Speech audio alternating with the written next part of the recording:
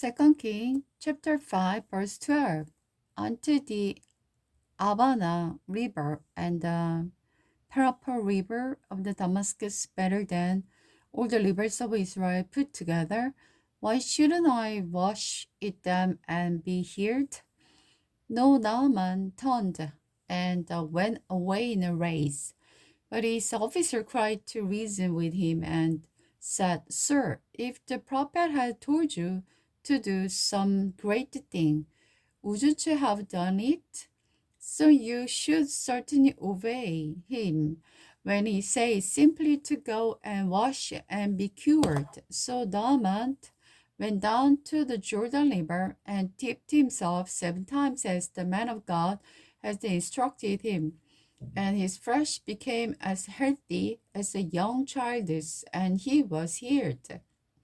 Then Naaman and his entire party went back to find the man of God. They stood before him, and Naaman said, I know at last that there is no God in all the world except in Israel. Now please accept my gift. But Elisha replied, As surely as the Lord lives, whom I serve, I would not accept any gift. And though Naaman urged him to take the gift, Elisha refused. Then Naaman said, All right, but please allow me to load 2 of my mule with earth from this place, and I will take it back home with me.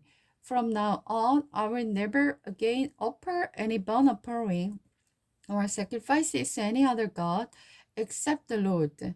However, may the Lord pardon me in this one thing. When my master, the king, goes into the temple of the god Rimmon to worship there and lean on my arm, may the Lord pardon me when I bow too. Go in peace, Elisha said. So Naaman started home again, the great of the Gehazi.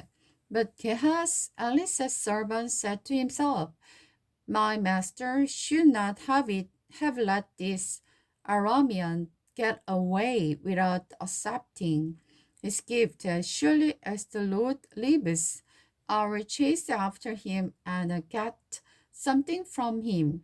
Go, Gehazi set off after him. When Naaman saw him again running after him, he climbed down from his chariot and went to meet him. Is everything all right? Naaman asked. Yes, Gehazi said, but my master has sent me to tell you that 2 young prophets from the hill country of the Ephraim have just arrived. He would like 70 pounds of silver and 2 sets of clothing to give to them. By all means, take 150 pounds of silver. Naaman insisted. He gave him 2 sets of the clothing, tied up the money in 2 bags, and sent 2 of his servants to carry the gift for Gehazi.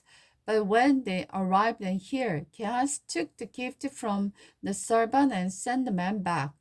Then he did hid the gift inside the house.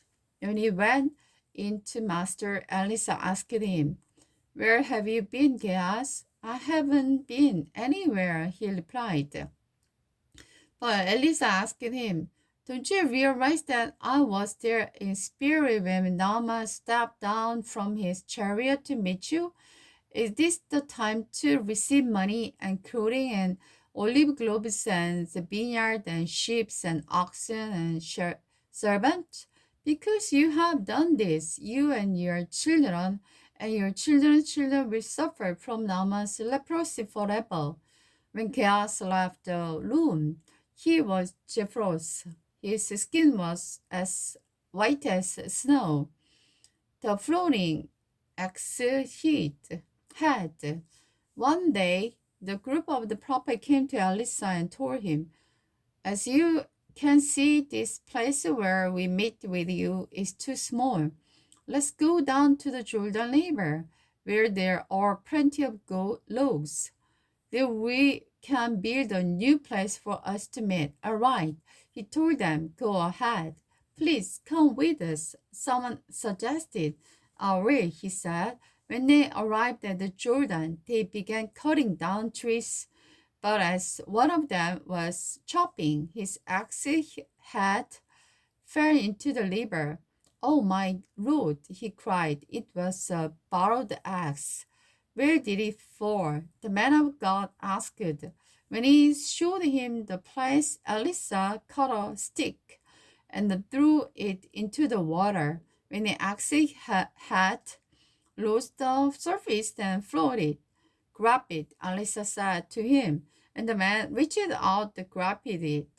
Elisha trapped the Arameans. While the king of Aram was at war with Israel, he would confer with his officer and said, "We will mobilize our forces at such and such a place." But immediately Elisha, the man of God,